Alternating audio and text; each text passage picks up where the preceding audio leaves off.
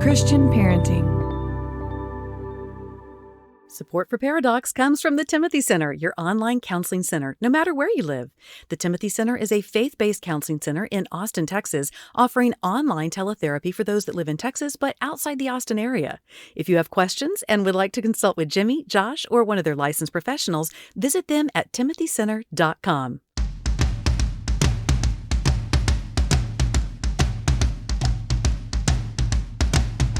Recording live from Austin, Texas, powered by the Christian Parenting Podcast Network, a conversation about marriage and family that women will love and guys won't want to turn off.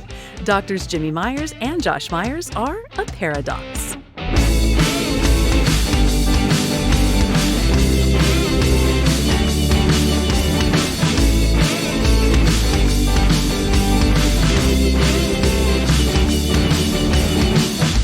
Guys, welcome to the show. This is Paradox, and I am Josh. And I'm Jimmy. Welcome to the show, everybody.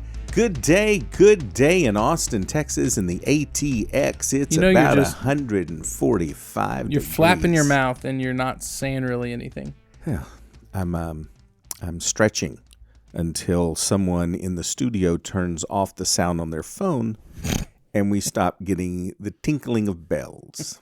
We're 45 seconds in, and all we've said is, good day in Austin, Texas. It's a vamp. We're vamping. Is that what it's called? Yeah. Can I tell you a parental loss that I had this weekend? Yes. So Sunday is ice cream day at our house. Yes. The ice cream man comes by. Our neighborhood. And we've been trying to teach our 7 and 5-year-old. We have a 3-year-old, but he can't understand this. But our 7 or 5-year-old, money and understanding the value in it, and that if you buy something, you're trading those dollars for something, and subsequently you are now have no other choices with what you can do with that money. You've made your selection, and now you're moving on. And not only if you buy that really expensive Lego set, you won't have any money for ice cream. Bingo. So Sunday comes rolling around, and the 3-year-old has a few dollars, and so he has enough money for ice cream. The 5-year-old had just made a wager with me when he's learning to ride a bike this week, so he made $3 off of me. So he had money for ice cream, but the 7-year-old had Well, wait a second. no I think you buried money. the lead that you're teaching your child to gamble. Yes. He made it 50 yards without me helping him, and he got $3 off me. And he reminded me of that 3 or 4 times this week. You got my money? He wanted 100. And I'm like, that's a lot of money. He was like, no, only 100. Anyway, so our 7-year-old didn't have any money. So ice cream man comes, the boys are buying their ice cream, and she is just bawling. And I'm just feeling so good about myself. Yeah, you're a good just parent. Learning lessons. Teachable moments. And the guy actually, JJ had, our middle had $5. So I handed him, and it was $3. He handed me back $2. And he's like, do you want something for the girl? You have $2 right there. And I'm like, no, this is my 5-year-old's money. And he doesn't want to spend it on his sister. And he reached in and gave her a free, I'm standing there holding dollars, and he gave her a free ice cream. Wow. It was one of the biggest losses I had as a parent lately. He stepped in between you and your teachable moment. And I was like, girl, that feeling you felt before you got the free ice cream, the feeling, remember. Because right now you're that. exuberant. Yes. You're like loving life right now, but before. And when mom asked you to put your clothes away for $1, remember that feeling. Not the one right now with all the chocolate all over your mouth. The one right before that. The Remember ice cream that. man ruined our lesson. Speaking of kids that get rejected by peers. Or parents. This was actually a listener-generated topic, and so we thought we would do this because it is something that happens to a ton of us. So today we are talking about what do you do when your child gets rejected? And that can be a lot of different things, from not make the team to being bullied to being laughed at on the playground. I mean, all of us kind of as parents, we've been there. A kid being mean to your child, if friends ignore them. Is there a time where you, in your mind, it sticks out as a kid when you were made fun of or rejected? I was bullied by just a couple of guys, but it was more just like, well, these were mean guys. Just as a general being rejected by people, because see, my go-to was, I'm not one of these people that has to walk into a room and everyone like me. I'm one of these people. When you walk in the room, everyone has to love me. So you were loved by most. I made sure that I was loved by most. There was one time it was baseball tryouts so that you could be selected and be on teams. And I was walking to the back of the line. We were in a long line to field in the outfield and then run and field into the infield, and then you would go and hit. And I was walking to the back of the line, and they were making sounds like the earth was shaking as I was walking. Oh my. The children. Children can be so mean. That is a time that stands out. Oh, and then they saw you whack it over the fence. Oh, plugger. Anyway, go ahead. So we've all most of us have been there when your child is not treated, because we just love them to death, and then it just like rips our heart out when we think of them being mistreated or rejected when, they're out with other kids. So peer rejection is actually a psychological, sociological term. I didn't really even know this, but it actually is. And there's the definition of peer rejection goes like this. It encompasses the many behaviors used by children to exclude and hurt one another, including overt forms of control and exclusion like bullying. But then there are the more subtle tactics like gossiping and spreading rumors. Those also, kind of the mean girl type thing, fall into peer rejection as well. And what's worse than just bullying, because bullying, like I was bullied. There were a couple of bullies. What's worse than that, and what didn't ever happen to me growing up, is the coordinated exclusion of the entire peer group. And that causes a lot more damage long term to a kid's self-worth than just a big mean kid being big and mean. And what's interesting with peer rejection and why it's a sociological and psychological construct that's actually studied is socialization can be somewhat of a benefit. Not the coordinated rejection, obviously, but, if my kid goes to school picking his nose and someone makes fun of him for that and he learns maybe I shouldn't do that, you socialize into something and you actually can fall within societal norms, so there can be some good kind of side to the socialization process or rejection by peers. But obviously today we're talking about more of the negative. Yeah. And when a kid or when a parent wants to say, we don't care what anyone says about us. Well, that's kind of not true. We care what people think of it. That's why we bathe. So, and what are you going to be, the Unabomber and just go up in the mountains of Idaho and send letter bombs? So we do care what other people, and it's not a bad thing. To your point, socialization is a very important part of growing up in the maturation process. So potentially there's some 20-year-old parents out there that need to Google Unabomber. No, everyone knows that. Okay. Everyone knows the Unabomber, which was in the 70s. That's why you're here, by the way. You were here to correct my old man illustrations. Unabombers was 80s. Was he really? Yeah, I remember Unabomber. And I forgot his name. Ted Kaczynski. Oh, very nice. I remember A Little House and a Beard. All right, so when they're bullied / rejected by their peers, it's not that big a deal when they're young because it's just like, people were not nice to me, but it can build. And by the time they hit junior high, middle schoolish, this is when peer influence reaches its zenith.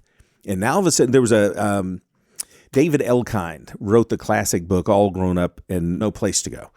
And, he talks about how if a senior in high school is going to a party and he drops food on his shirt, he just kind of wipes it off and goes to the party. If an 8th grader or a 9th grader drops food on their shirt on the way to the party, they go home. Because it's this idea of the invisible audience. Yeah. Everyone's looking at me, and they don't understand. They're not there yet cognitively. They're not. No one's looking because they all think you're looking at them. So actually, no one's looking at anybody. But peer acceptance, peer influence is huge when they're in junior high. And that's when rejection starts really, well, in lack of a better word, starts paying off with some more devastating long-term consequences. And it's interesting, rejection and bullying even changes forms over time. Like in middle school, it is very pointed at the individual. There's groups of boys that might pick on the one, where even as you get later on into high school, it's groups picking on groups. Yes. And it's less individualistic. That middle school time frame is such an awkward time. It's horrible. But particularly for the rejection, it can be so individualized. Because they begin to run in packs. And in order for me, well, we're going to talk about this here in a second, but in order for me to be included in the pack, which is extremely important to me as an 8th grade boy or girl, then the way I solidify myself in the pack is rejecting you from the pack. Because that's... Okay, so my father, God rest his soul. I thought you weren't going to go here. Well, then this is another one, Okay. which included my father. Okay, so I have father issues. Yeah, People who are new to the Christian Parenting Network, they'll find this out. But he was part of a fraternal organization. And I once asked him, as a precocious high schooler, I was going, hey, what about this certain minorities? Are they part of this fraternal organization? And he said, now, son, what I belong to is an exclusive organization. Yeesh. And if we did not exclude someone, it would then fail to be exclusive. And I sort of looked at him like he had two heads. God bless his soul. So this exclusion, by the way, about 20% of kids are rejected at some point. And in order... 20%? Mm-hmm. You found that actual... I would think 90%. No. Only about 20% report peer exclusion. Where the coordinated effort to absolute... Yes. Okay, gotcha. Because, again, in order to be included... To virtually quote my dad, in order to be included in the peers requires exclusion of other peers. So it's a symbiotic relationship. If I'm going to be popular, that necessitates other people being unpopular.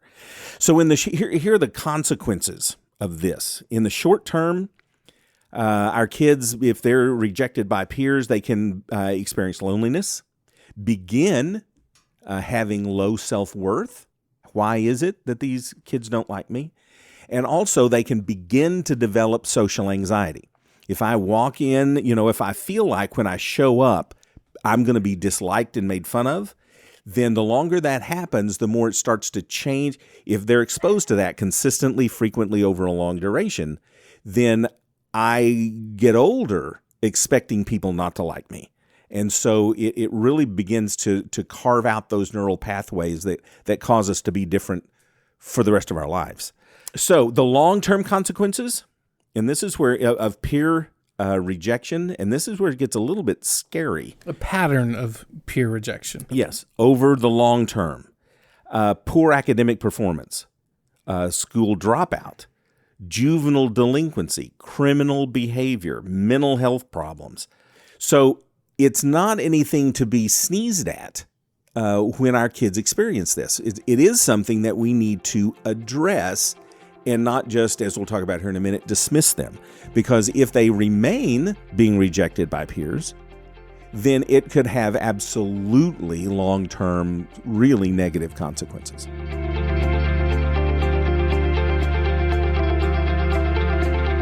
Parents feel the pressure to parent well, but life, especially right now, with the COVID and the germs and the homeschool, well, it's just really hard. That's why we're so excited to announce that I specifically, they wouldn't let Josh because, face it, he's just not good enough, but I will be speaking at the online Perfectly Imperfect Christian Parenting event that's going to be coming your way October 23rd and 24th. This completely digital event was designed for parents like us as a time to set aside perfection and receive the practical and spiritual help we need in an easy and accessible digital format.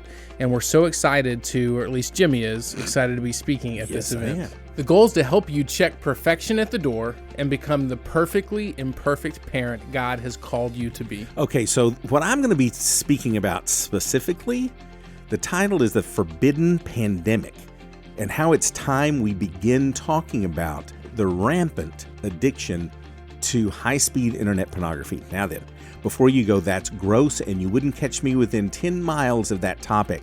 I beg you to listen. You might say to yourself, well, gosh, porn's been around forever. This has not. There are addiction experts that feel that because of high-speed internet pornography, there may not have ever been anything so addictive that we've ever dealt with as a society. And because shame is the driver of sex addiction and porn addiction, it is especially rampant within the church. Please listen. You may be a little uncomfortable, but it's information that we have to begin talking about. In addition to Jimmy's talk, there will be over 40 other short, consumable talks giving you both practical and spiritual advice from some other amazing speakers such as Aaron and Jamie Ivey, Mark Batterson, Jonathan Pitts, the Duck Dynasty Gang, and many, many more. So register today for this digital Christian parenting event at Paradox, that's Paradocs, paradox.perfectlyimperfect.org at checkout.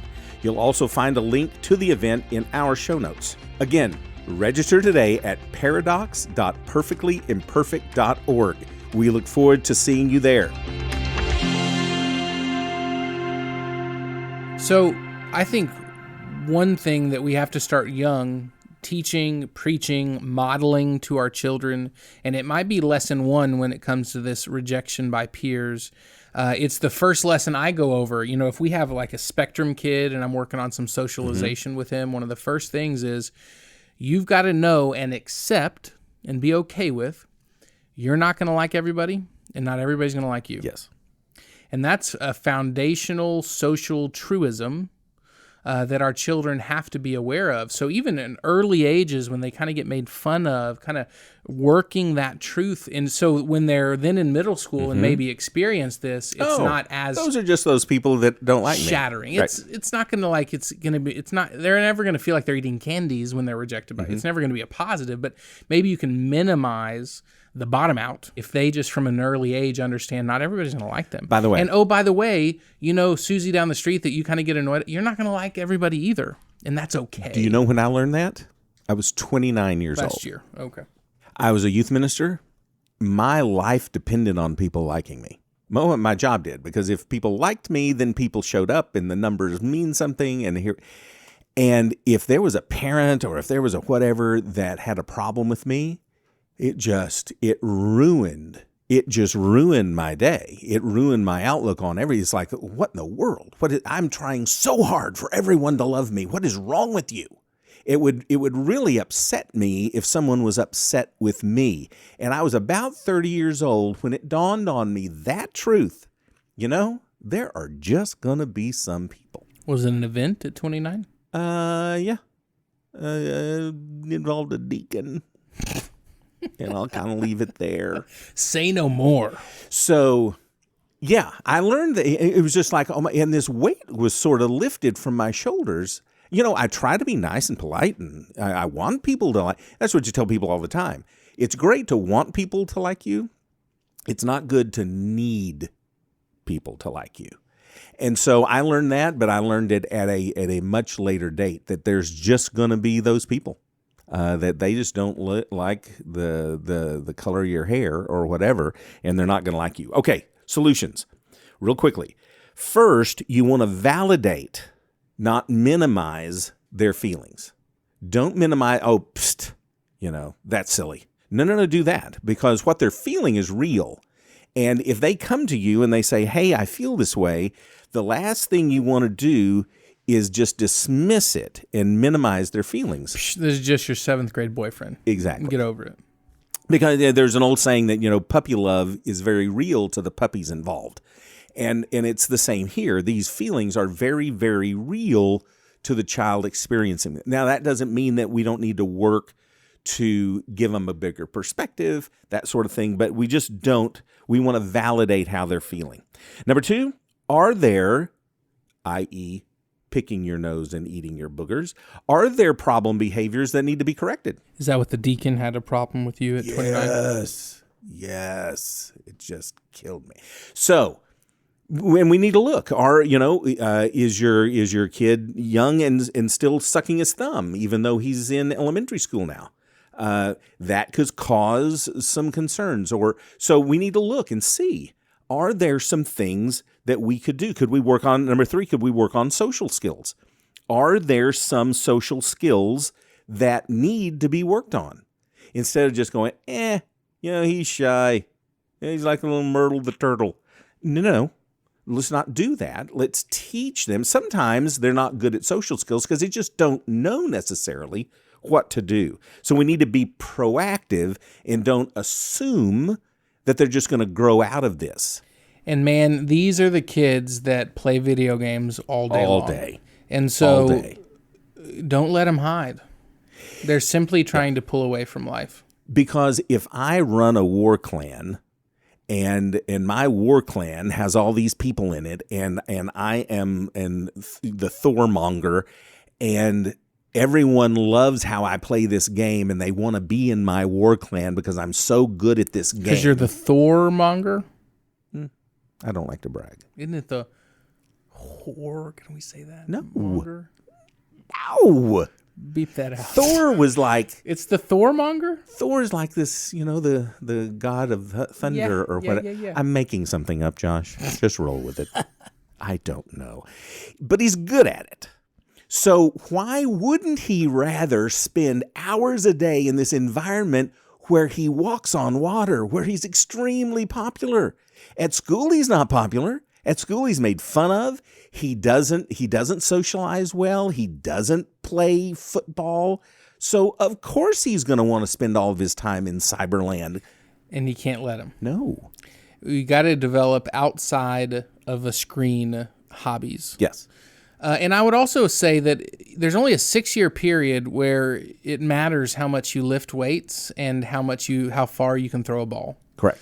And our kids have to be told that too. Mm-hmm. That it's okay that you can't play sports as well as this group that's rejecting you. They're going to be your employees one day. Mm-hmm. And so celebrate the different passions, even if he's getting rejected by those sports peers. Celebrate him and get him involved in clubs, him or her clubs of things that he enjoys at and excels. And there's no longitudinal study that will equate success and popularity in academics or sports or whatever in, say, high school and success in life. So it's not like, if you were captain of the football team and head cheerleader, then you're going to be the CEO of some company one day. Not at all. So, and our kids need to know that, just because you don't have, I tell kids all the time, you could be the most fantastic piccolo player in North America and no one cares. But if you are slightly talented in football in the state of Texas, where we're broadcasting from, then people throw palm branches before you as you walk into school. So we can't let, to your point, this very, very small window of time impact the way our kid thinks about themselves for the rest of their lives. It was always embarrassing when they threw the palm branches in front of me. It had to be. Yeah. It had. So to your point, find a strength, build on it. Find, mom and dad, find a strength. And it doesn't have to be, even though I think kids ought to play sports, period, in some capacity, because I love team sports because it does teach teamwork and sacrifice. But if it's taekwondo or if golf or whatever it is. And even if it's basket weaving, right? There's clubs and there's people to meet that like those things. But they can't join the Thormongering club. No. We got to get them out of that. Getting away with screens. And then lastly, instill in them that close friends, to have a couple of friends, that is 10 times better than being popular. Jesus had a few really, really close friends. Everyone else, they sort of crucified him.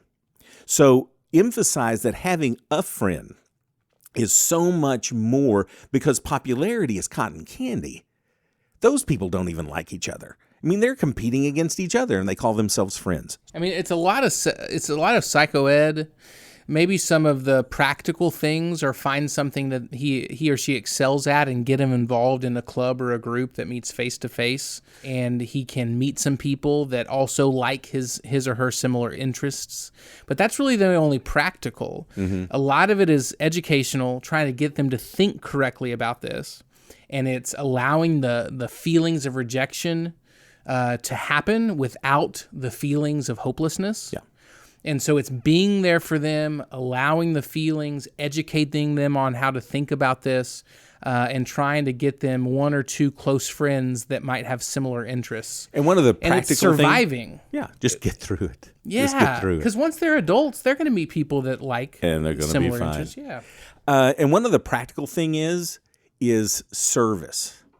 And if that's part of what your family does, but for your child to go and serve at a homeless shelter, or to serve at at an orphanage or whatever, then gosh, not only as Keith Green, I don't know if I've ever quoted Keith Green on the show before, but Like last time? yeah. So Keith Green had this saying that it's so hard, from one of his songs, it's so hard to see when my eyes are on me.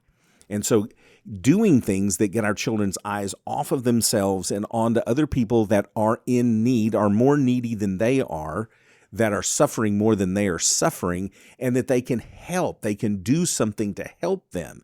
That gives them self-worth, and it gives them self-esteem that they were used by God in the lives of other people who desperately needed it. So it's almost like they'll find their life if they lose it and serve others. Is that what you're saying? Hold on a second. I need to write that down. Yep. Quote me. Dr. Josh Myers. No.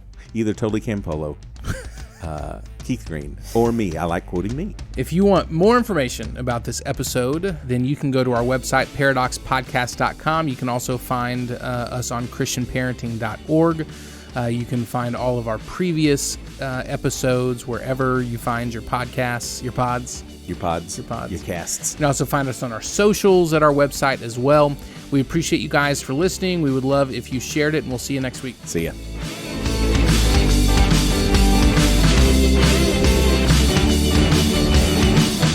For more information about the voice of the Paradox Podcast, Julie Lyles Carr, go to julielylescarr.com. And if you want more details about what was discussed on today's show and find the archive of all our past shows, go to paradoxpodcast.com.